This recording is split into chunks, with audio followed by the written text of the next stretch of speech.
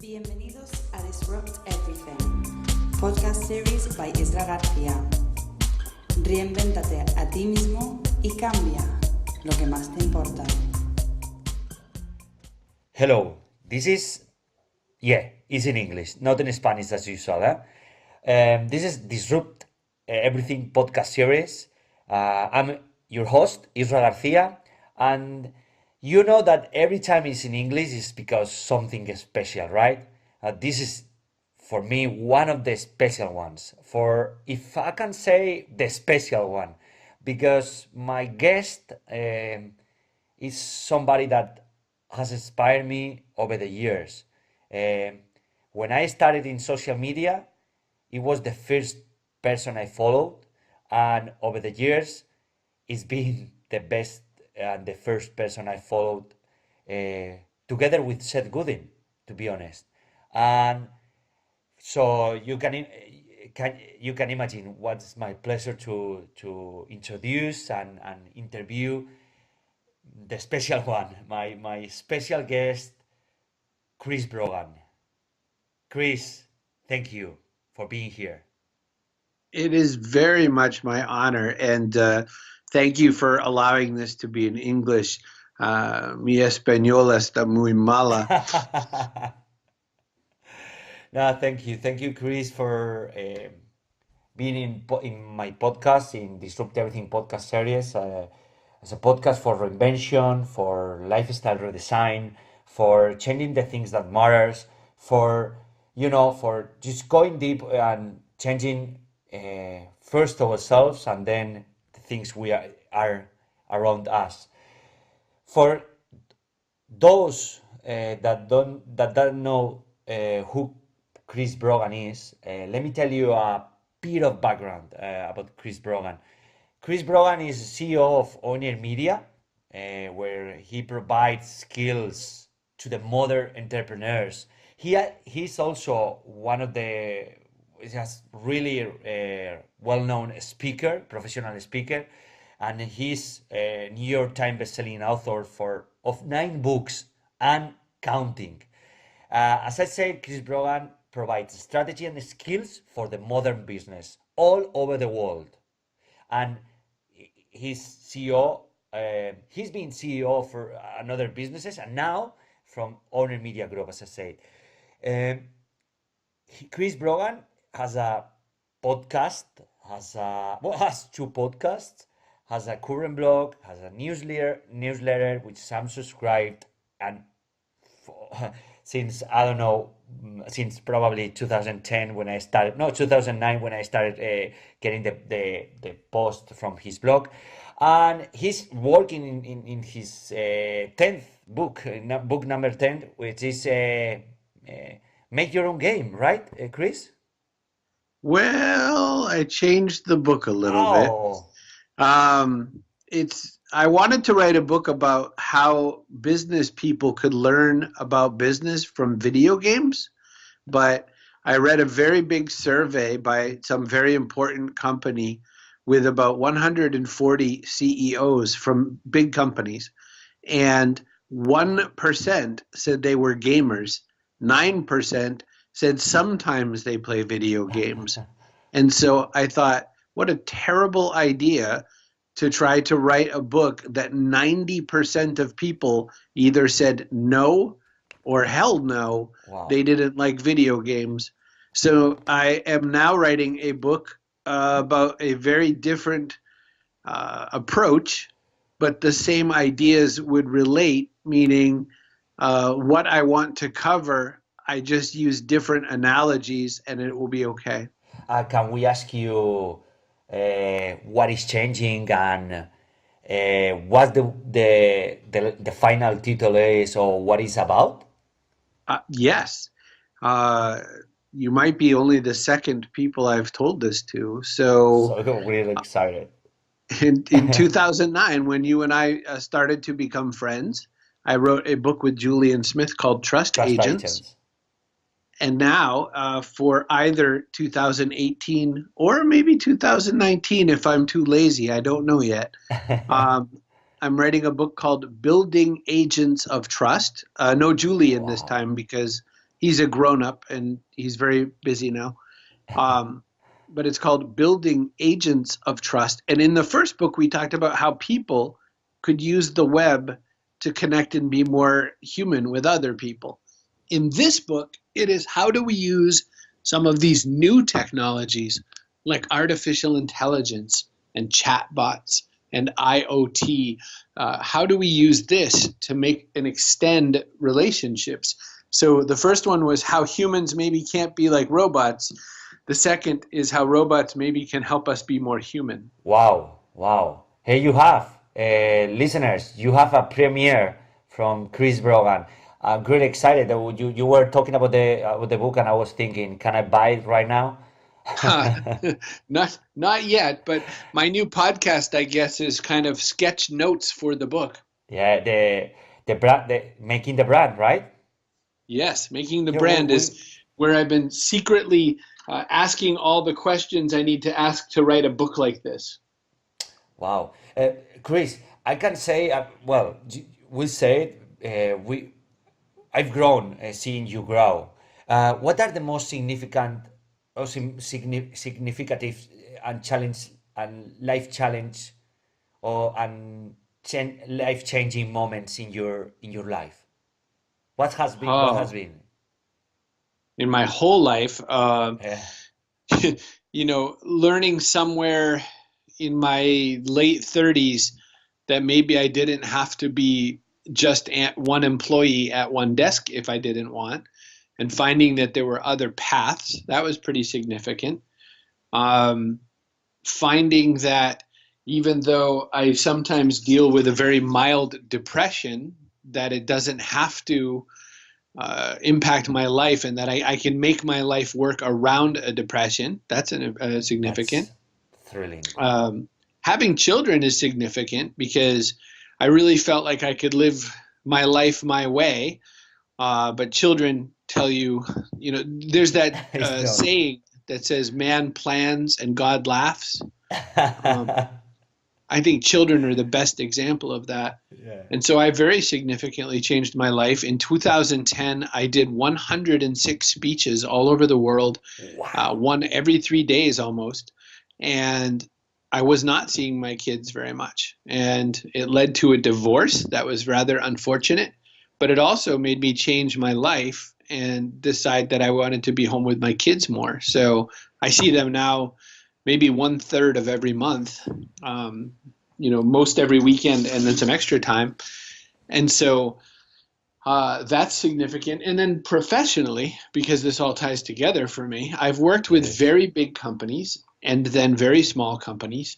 And now I'm talking more to big companies again, but trying really hard to show small companies their part in this relationship and how they can participate. So I'm trying to thread it all together, if that makes sense. Yeah, you created, as you said, a great intersection between humanity, business, and marketing. What's the secret sauce? The secret really, and I always love to joke about secrets because to me they're all fake. We all know them, we just don't believe them yet. The secret sauce is like the opposite of Santa Claus, right? When you get to a certain age, someone tells you about Santa Claus and then you feel sad. The secret is that everything you thought might be better, but it sounds kind of weird, that's the right thing to do. So the secret sauce is treat people more like humans. The sauce is that maybe there's not a mathematical equation to reach the person you're hoping to sell. Maybe the best way that you can treat your customers is the way you'd treat your mom, and that there's a lot of real business opportunity in actually being nice to the people who give you money.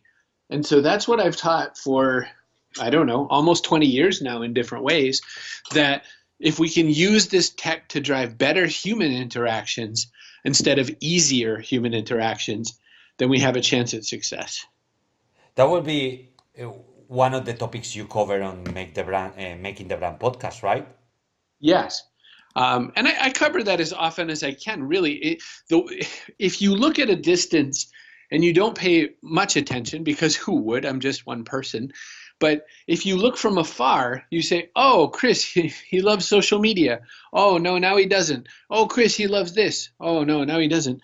I don't care what tool we use. Yeah. The same thing is, how do we reach people and drive as some long as we better remain connection? human, right? Yeah. Yeah, I got it with the escape velocity, with human business works. All the businesses you launched were Yeah. in the middle, in the center, were the people.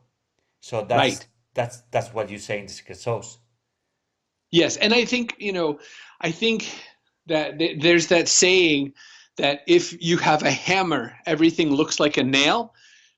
I think that is true about my ideas about business. My ideas always have humans. They always have communication. But what happens is the world gets excited about different technology. Exactly. They run away. They try to come up with ways to automate and make it better. But then they always come back to me to say, it's not really working. People don't feel connected to us. Now what do we do? And that's my secret to my business is that repeatedly people make the mistake of thinking that they Forgetting need about to people, yeah. use the tools and not connect with the people. Exactly. That was the main point also for writing my first book, the one you wrote the foreword to be exactly human media, and it's just because the internet is the people. It's not the tools are the people, and not the on the contrary, right? Exactly. And that's I think why we've had a friendship for almost 10 years because It's so I just long. see you doing that kind of work as well. And yo no habla castellano español muy bien, so you get to have that market very well. And Yeah. so, you know, you can take the word to your friends Yeah, there. as I'm sure I've done over the years. I'm always saying that I've learned the most significant way of human interactions thanks to you because can you imagine if the first person I've just met in the website will be some of the marketers that are talking just about the tools? I'm sure I will be missing a lot of things that now I have, and I'm thankful. So I'm thankful to you too. So how did you get into these human interactions? What's your passion to do this kind of just human one-to-one work that you do? I think that well, and funny, I'll make one small correction. I very much like human one to many Exactly. kind of Sorry, work, one too many. but because I like one to many that feels like one to one. Wow. Do you Yeah. know? Yeah. The reason I make that distinction is because we can't really afford to do one to one. That's the old days with salesman and That's it. his suitcase, full of supplies. But now we can do one to many. But what got me there originally was customer service. So I worked for the telephone company back when there was only the one telephone company in the US. And I spoke to people all day on phones at call centers. And I believed that companies did not really value their customer service department. They saw it as an expense. And I always thought there must be some really good revenue opportunity here inside a call center. And I think that was probably my first template, that and figuring out blogging, that kind of pushed me into the space that I'm in. And so serving people through the value you can provide them.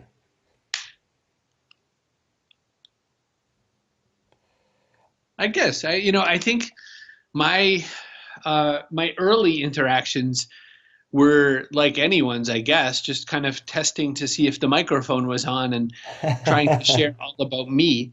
And then when I learned how to write all about you, everyone to you, Everything I think it changes. made all business better right from then on. That's it. That's it.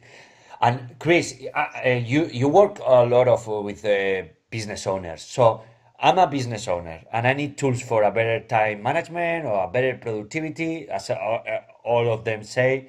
And at the same time, I want to create results for my business. What would be your recommendation? You're, this is very much like asking the man who sells encyclopedias, do you think I need an encyclopedia? Uh, The answer is yes. We have, this sounds like a plug, but it's my answer. We have a very simple course that we call the 20-minute plan Jumpstart. That's it. And the idea is that if you can find 9 little spots for 20 minutes each day, so 9 times 20 is, 9 blocks of 20 is like 3 hours worth of time.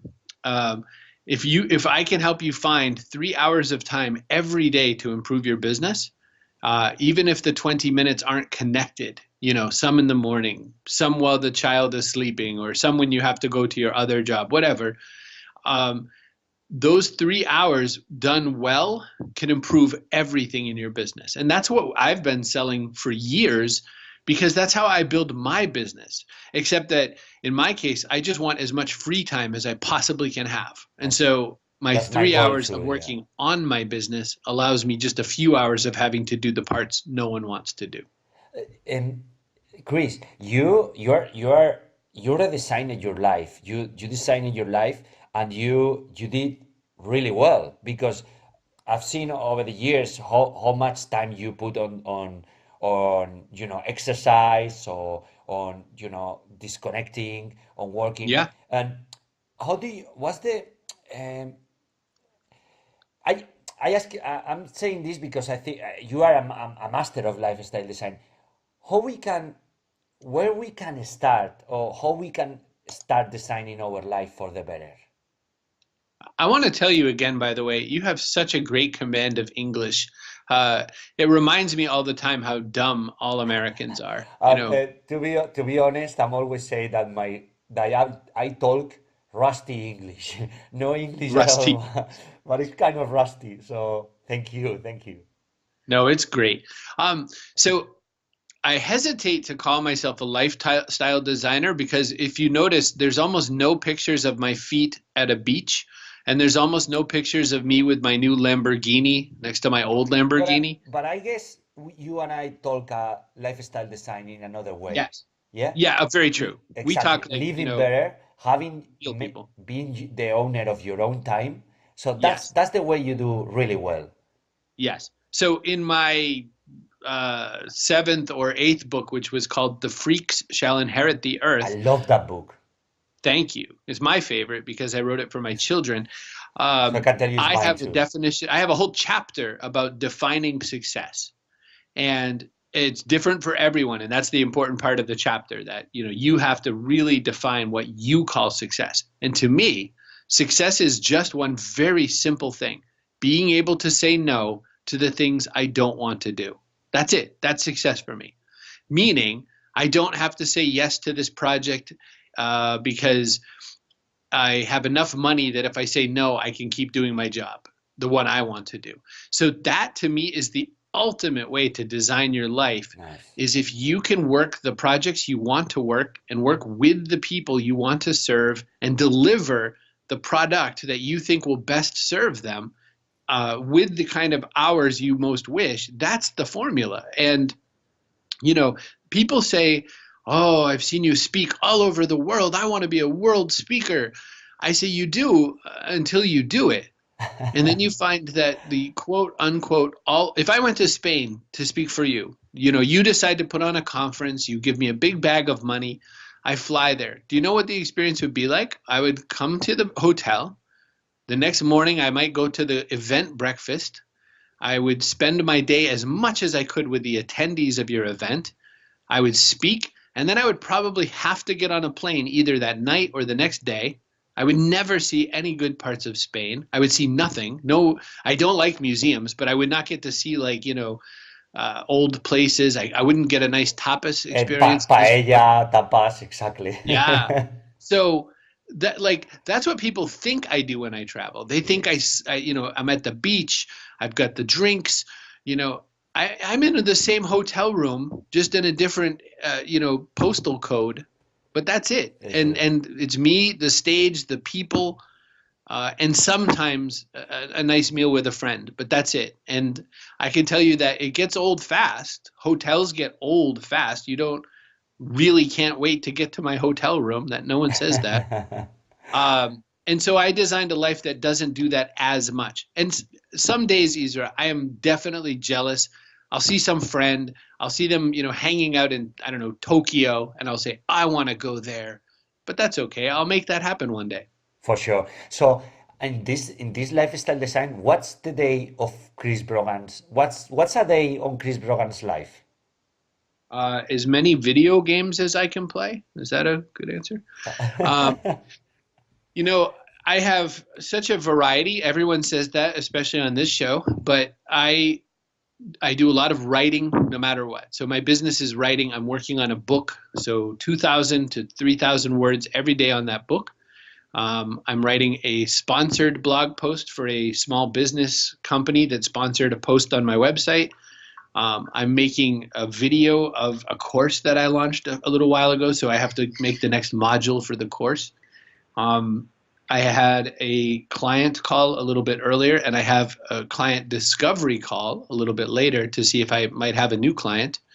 And I'm going to send lots and lots of emails to people saying, hey, boy, give me some money. Money would be great. We should work together.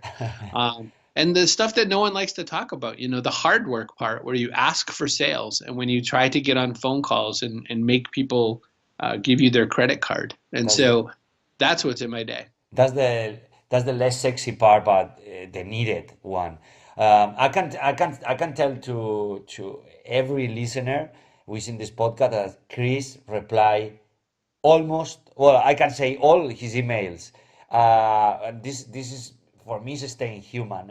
Sometimes the pace of life makes you like forget where you come from. But the thing is, since I've met you, not just for me and other people that just told me the same comment. I mean, no, Chris Brogan just answer me. I say, yes, he's answering, And it's another thing about staying human. And Chris, do you have any super special routine every day? No, I'll tell you, I don't like routine.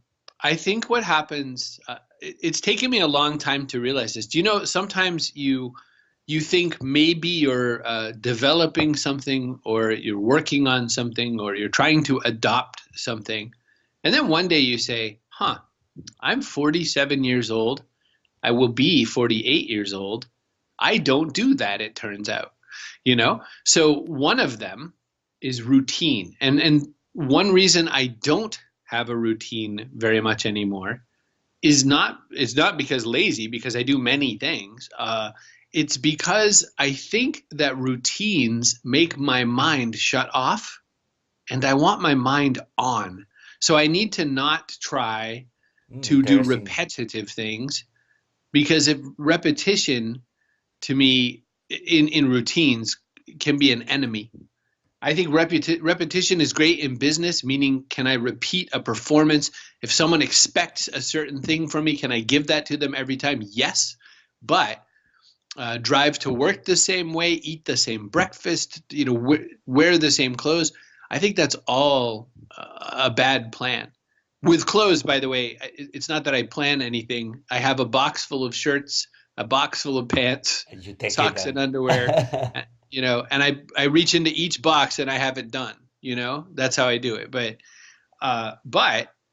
that's those little pieces are as close as I get to a routine. I put my keys in the same place, so I don't lose my keys. But other than that, I want my brain free. Yeah, that's a completely different concept that we've been taught because. Yes. We say the routines for me just you challenged my mind right now because and it's good and I'm thankful for that because it just opened a new paradigm for me because I'm following routines and to be more efficient for me, more effective. But what is the payoff? What is the cost of doing this? Yeah. So another way to think of that is, what if we used routines for love? What if, that person we love, that man, that woman we love, we come to them and we touch their cheek and we say, I love you so much. Come with me to the bedroom. That'd be sexy the very first time, right? Fucking amazing.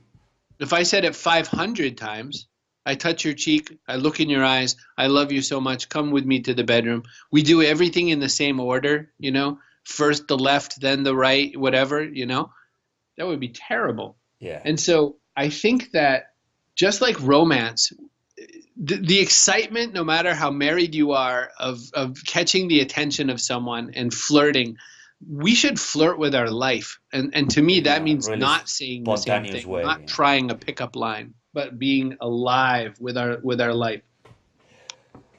Wow, yeah, it is a really challenging assumption because we've been told so the contrary. And thank you for that take on. It's really really really powerful. Chris, and in your how did you see this high performance? Because you kind of work on helping people in some ways. How do you see high performance for ordinary people? What practices are working for you, Chris, for being like, physically, mentally, being on the right track? That's a very good question. I feel that I'm low performance. I mean, I wonder if that's a category. I think that Lower people who are performer. struggling and striving to attain that, I think it's because we have models for that, right? We do it because I don't know. We see Gary and we say, "Oh, look at Gary. He's very exciting. He's doing these things," and we say maybe that's how we should be. Oof. But I think that when we only kind of understand the word I can only use is called construct, meaning like a model. We only understand the model that we see, and so if we're never presented with a different model, then we don't really get a chance to try anything new. And so I feel that instead of maybe looking to be the fastest something, instead of trying to be the first something, what can we fix in incremental ways, or what can we do different in some smaller way that someone else is not doing? The problems that I'm looking to solve now with things like artificial intelligence and with chatbots and with Internet of Things, some of them are very small problems, but they amount to revenue, great amounts of revenue, if I can solve it in a way that competitors are not. So maybe, instead of thinking, how do I do something fast, where's an improvement that either improves velocity, for the customer, they get something faster, that removes friction, makes it easier for the customer to do something, or that maybe even just gives connectedness, which makes the customer feel like they're part of something bigger than just that moment. And that's kind of where I put my focus. In my life, like if I want to get better at a sport, I used to try to follow very specific routines. Now, what I do instead is I try to mix everything. And I say, today I will do classic weightlifting, the very basic 3 lifts. And then tomorrow I might do kettlebell because that's different, But I think that I don't think we need to be novel for novel's sake. That's not what I'm saying. I'm not saying, eat at a different restaurant every day. But I am saying routine is the enemy. And if that is true, then what? That's the question listeners have to answer for themselves, right? If routine is a bad idea, what should we do instead? I love that one. And so when you get into the customer, I saw your 2 podcasts, Owner Mindset podcast and then Make the Brand podcast. What are you learning in each of them? Because as much as you gave, or as much as you shared knowledge and utility and value to others, what are you learning from each of them? So podcasts are the best opportunity in the world to become a bandit, a robber, a thief. A podcast allows me to steal knowledge and information and wisdom from other people and make connections. So I should tell you that I canceled The Owner's Mind. We stopped making it because that show has run its course. I did 112 episodes or so. So in Making the Brand, I interview people from IBM and Honeywell and Stanley Black & Decker and I'll have someone from Microsoft very soon, You and have so more of on. the brightest people in the Yeah, owner's mindset too. yes. And so what I learn from these people is, I'll ask questions that I need to know anyway. I stole this idea because, again, we're going to be thieves now. I stole this idea from Tony Robbins. Tony Robbins in Brilliant idea. 2009, I guess it was, flew me to his house um, just to pick my brain. But Tony did it on video. For the Tony internet said, course, yeah. yeah, he wanted to make a course called Internet Money Masters. And I was like, oh, okay. And so he made this course, and I came and gave him everything I knew for free, and he made hundreds of thousands of dollars. So I thought that was so smart. So I took his idea, and now I ask people on my podcasts for ideas, advice, and I also ask them. I steal from my readers and listeners as best I can as well. And so I say, pretend I'm a medium-sized company. Maybe I'm a moving company with 5 trucks. How do I learn about this blockchain stuff so that I can compete with DHL or someone? How do I do that? And so that's what I like to bring, because I feel like if I can deliver a really quality idea to someone who's participating in my show, it makes the company person seem smart because, of course, they've just shared a good idea. But it makes the person I'm serving seem smart because they can use that idea and make their business better. And there you are taking this knowledge and providing this knowledge in a chunks Yes. in your blog and also in your workshops, because you do powerful workshops. What is the most powerful workshop you have, and why? I have, well, maybe I want to answer everything. The 20-minute plan one that I mentioned at the beginning, that's one of my favorites, very specifically because it's teaching how to use your time in a better way, and how to remove excuses. How do you stop making So excuses for important. your business? And so I think that if there's one thing I can do to help other people, it's I can help them not make so many excuses. And Chris, what do you think? What do you think that makes the projects you work on yours and unique? That is, what is your signature in this? Oh, I love your question. The answer for me is that just very, very humanistic. I try to make it so that a real person obviously spoke with you like a real person would. It would be the same as you and I and some espresso, or maybe a nice beer later. We would talk. I would give you ideas. You would have your notebook, and when you're done, you would go home and make that into money for your business. And so that's how I deliver mine. Mine are made to feel as close as I can, like we're just talking across the table, even though there's a screen between us. And that's I guess it. Yeah, there's you feeling closer with the people you are working with in Yeah. that kind. And my ideas, I mean, I know this might be hard for your listeners, especially because English is not their primary language, but the phrases I use, or the choices of words and how I build my sentences, is different than my friends, and it's as unique as I can make it, but also as familiar as I can make it to your thoughts. And so I try to deliver that way so that the information sticks in your head better. Because it's different and because it's unique. This is why your blog is kind of different to the other blogs, and it sticks to a lot of people, that I can say, as an audience. I try. It used to be that they would love to steal and copy from me more, but I'm an old man, so now they steal from other people, I guess. It's Chris, good. Chris, what's the habit that have helped you the most? Oh, I love that question. Very rare do you hear me not answer quickly, right? Yeah. I love that question. My best answer is a long time ago I learned, and I can tell you, I'm so sorry. I feel like I'm stuttering so much. I learned this better from my son.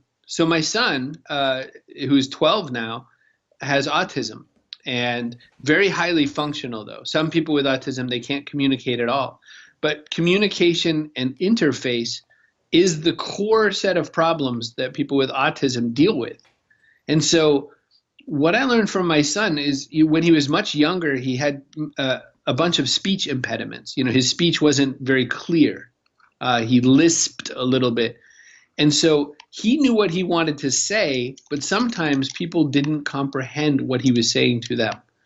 And one thing he taught me, and this is the heart of my habits, my favorite habit, is that my son learned how to ask for something in more than one way. So if he wanted a pencil, but he couldn't say pencil well enough that the person understood, he would be smart, even as a little kid, to say, I want that thing you write with. And they would say, oh, like a pencil? And he'd say, yes. Now, he said it the first time, they just didn't understand his word. And he learned to say it a different way until they understood, not just heard. And to me, that is what I do as much as I can, is I try to be understood and I try to help others understand, because there's so many people just talking. And I think that makes me different. And I think that's a good habit, is to practice helping people understand. And you need to listen, really listen, and then you need to learn how to see the world differently. And it requires a lot of awareness. Yeah, I would say. Yeah, awareness and language Yeah. and empathy too, right? Empathy, Because lots of empathy. sometimes our words are the enemy. Sometimes our words are what confuse someone. If I say, I said that I want us to be bandits and thieves, when we get information, right? Uh-huh. Someone may be very virtuous and they might say, I'm no bandit, I'm no thief, I'm a very virtuous man. I get people who come to my website or to my newsletter. I have a lot of friends who are very religious. And so they'll send their religious friends to me saying, oh, Chris has this wisdom you might like. And then I will cuss or say something that maybe upsets a religious person. And of course, I'll have to get the letter that makes them very upset. And so in those moments, I have opportunity, because I can say either, well, that's how I talk, enjoy it or leave. And some days I do that because I'm mad or, I feel too important. And then other days I say, what if you could learn something, whether or not the words were useful or the same words you would use? And sometimes that helps them realize something. And so it's a very long answer to say that I think that when you help people understand and when you learn to understand them, so I curse less now, for instance, because I don't want to spend my time apologizing for cursing. I want people to actually get the impact of my words. And so if I don't, swear every 3 words, then maybe I can spend more time. Quicker. Yeah, you get it. Yeah. And I did an experiment. I was 20 days. It's like doing a Vipassana meditation, but in the middle of civilization. And I was 20 days without speaking, but no words, nobody. And I learned so much about what you are saying right now. I mean, you don't need to talk so much. Almost 90% of what you're doing is rubbish, for not saying shit. Yes. And yeah, you get to know, because you don't talk, then you listen. So you get start developing empathy. I need at least 1 month every year for learning. So I will get. So, we will Isra, get do you not speak at all, or you only can speak after no, you've listened? not to speak at all during 20 days. It was in 2016 in August. I did it for 20 days, not talking with anyone. And even with my girlfriend by back then, well, my ex-girlfriend right now. So we were on fights. I mean, and you understand that it doesn't matter. Words are different than emotions, and with gestures, you learn so much. So I feel like kind of empathy what you're saying. Chris, one of the things I felt so resonant with you is your vulnerability and humanity. You've been always really closer, open, transparent, uh, mostly talking about your shit that shit that usually people don't talk. Even with their even with their closer relatives, people don't talk Yeah, about this shit. But why doing it in public? Can you elaborate on that, Chris? it's a beautiful question. And I mean, for me, it's amazing. yeah, so I love the question for two reasons too. One is cultural. So in Spain, of course, machismo, right? Like this is not okay in It's Spain. Men are not not supposed okay. to say I have a weakness at all, Yeah, at least classic machismo. yeah, And so first off, I challenge that, but also the other part that I challenge is that I also think when I talk about things like mental health problems, like I have depression basically. That's the part we're skipping for someone who's new. I have very simple depression, very mild depression, but it's depression. Um, when I talk about it, I'm never talking about it because I want someone to feel bad. I'm never talking because I want someone to, do something different or whatnot for me. It's just to kind of indicate that that's where I am right now in my moment. And so I think that being too sensitive is bad. I think being too macho is bad. I think that communicating your status in a way that people understand what your capabilities are is the important goal. It goes right back to the last question about, I think understanding is so important. Um, and I'll tell you the weird part about communicating, one way that I learned about this more, or one model or reason why I did this, is because I pay attention to and I interview a lot of military special forces. And so with the military, the special forces type units, they have to operate at a very high level. And they have to be very open about what they're doing and how they're doing and that sort of a thing. It's not okay to not communicate. yeah. And so And not what doing it in a vulnerable way. Yeah. And the reason that they have to communicate a lot of times is to say, I'm incapable right now. They might say, I don't have the capacity to handle this right now or something. So it becomes important in that kind of business to say, my leg's broken. I can't defend this person right now. And so I think that that's one of the ways that I learned how to do what I'm doing, is because those special operators, whether or not they want to admit a certain reality at a certain time, it would be damaging to their mission if they didn't. Exactly. Does that make sense? Yeah, it is. It is. It is. And because it seems let's forget the fake we are, or let's take the fake and put it on the side, and let's be real, because this is Yeah. who we are, you know? Well, C- yeah, and I don't find any benefit to not explaining it. People say, "Aren't you worried people don't want to work with you if you deal with depression?" And I say, no. If they don't want to work with me after they hear that I deal with depression, I think that's They good that don't we both deserve know, you. Exactly. right? No, not even deserve, but I had a client meeting. It was a prospective client. We did not have business yet. For $180,000 was the ticket for this job, and my kids interrupted the call to ask me a question in the background. And I said, "Oh, I'm so sorry. My daughter has a question." And one person sighed, and another person said, "Really?" in the background. And I heard this, and I said, "Oh, you know what? I want to thank you for your time today on this call, but I'm not going to be able to work with you.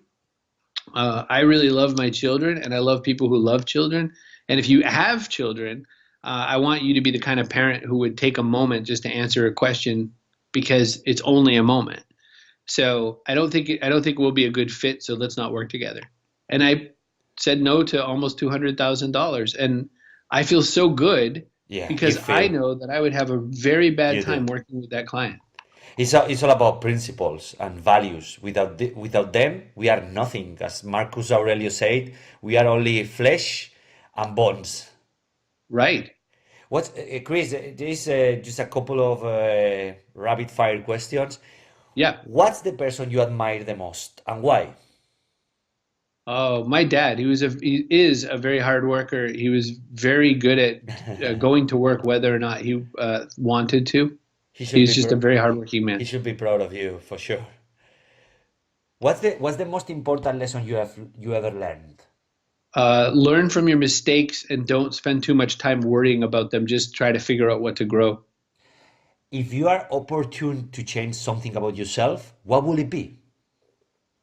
I would be just a little bit better with my fitness journey because I forget to care. You are doing better than you are better when I start following you, and since now you improve. Well, I just have to see the amounts of hours you work in the gym because I was following it, so you were growing and increasing your journey. I slowed down a little though. So, my answer stands. I wish I were a little bit better at that. Okay. If you could switch jobs with someone famous, who would you pick? If I did what with someone famous, I'm so Yeah, if sorry. you could, sorry, no, sorry for my accent and my rusty English, I told you. If you could switch jobs with someone famous, Oh. who would you pick? Oh, Joss Whedon, the guy directing the Marvel comic movies and the Star Trek and Star Wars. I love Avengers. Why?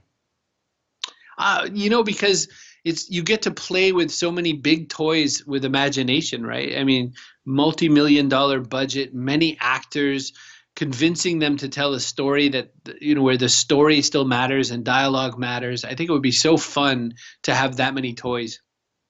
What's the what's your favorite video game? Oh, it's a shooter game called Rainbow Six Siege, where various special operators from around the world get together to practice. What's the podcast you love the most? Huh. I have a few answers for this one, I guess. So the one I listen to the most is How I Built This by Guy Raz. I also love the Moth podcast, which is a storytelling podcast. I love Jeff Brown's Read to Lead podcast. And my fiance Jack just launched a podcast called Woman Stuff. And I Woman love it stuff. just because I'm proud of her. Thank you, and I'm going to put these all recommendations in the show notes and also in the blog post. Chris, what's your favorite book? Oh, my favorite book for business probably would be Ender's Game, which is a science fiction book. And what happened with the princess? What happened? What? With the princess you were ever present. You were Oh, present. oh, Yeah, oh, it's the oh. question I ever had. Ah, what a great day. I don't know why they invited me. I'll be honest, and I'm not being humble when I say that. So the three people went to this. Alexis Ohanian, who co-founded Reddit, Dom Segola, who was one of the early founders of Twitter, and Chris Brogan, a fat, weird blogger. So, one person helped found Reddit, one person helped found Twitter, and I type. So we went to the United Arab Emirates, and it was Sheikh Zayed something Foundation, something something. And the princess's name is Sheikha Mariam, and she is the granddaughter of Sheikh Zayed, who founded the United Arab Emirates, UAE, like Dubai and Abu Dhabi and all that. And her dad, I think also called Sheikh Zayed, is worth like 7 Bill Gateses or something. He's doing okay. Not bad, Um, not bad. and so I presented about technology and that sort of thing with these other two gentlemen. And the first meeting was with the princess and just women, because that's a thing in Muslim culture that sometimes it's more appropriate to have a women-only part of an event. And then to the greater assembly of people who were wanting to learn a little bit about maybe startup culture and that sort of thing. And so it was a great time. I very much enjoyed the time. I learned so much about the culture that I didn't know. And then What a it's a beautiful place. great story. And Chris, If you had to give just one one non-requested advice for anyone who is listening this podcast, what would it be, this non-requested advice? You know, I have the same answer all the time to this question. So, if you were unfortunate enough to listen to 100 podcast interviews with Chris Brogan, which I would never even do, and I love me, I say the same thing always, which is be helpful. And the reason that is my advice is because when we start making mistakes in our life and our business, it's when we are, by mistake, we're worried too much about ourselves and we're focused too much about ourselves. And it's not bad to take some time for you, but I checked, and if I pay myself as my own customer, I don't get as much money because it's only the left pocket and the right pocket. So be helpful, because that's the only way that we make money in this world, is if we help other people do something. Here you go. Be helpful. This is Chris Brogan in Disrupt Everything podcast series. Chris, thank you. Thank you for the podcast. Thank you for your books. Thank you for your career. Thank you for helping a lot of people around the way. Thank you for your blog and your podcast and all the things you've been helpful with people like me and a lot of listeners, for sure, that these 40,000 downloads I'm sure a lot of people is following you and listening you and is writing your books, reading your books. So thank you, Chris. Thank you for you. Well, danke and gracias and obrigado. I'm very, very, very grateful to be of help, and so nice to connect in this way, my friend. After so many years of just talking, at a distance, it's nice to sit down for a moment. Thank you so much. Ladies and gentlemen, you have Chris Brogan. Routine is the enemy. Be helpful. Stay human. Design your life. Say no. And create whatever you want to create. This is Disrupt Everything podcast series, and I'm your host, Isra García, and it was the episode number 33. Can you believe it? 53. 33, sorry. Oh, 33, yeah. Yeah. So, here we go. The journey continues, because always continues. Thank you, Chris, and thank you to you too. Esto ha sido Disrupt Everything by Isra García. Encuentra el riesgo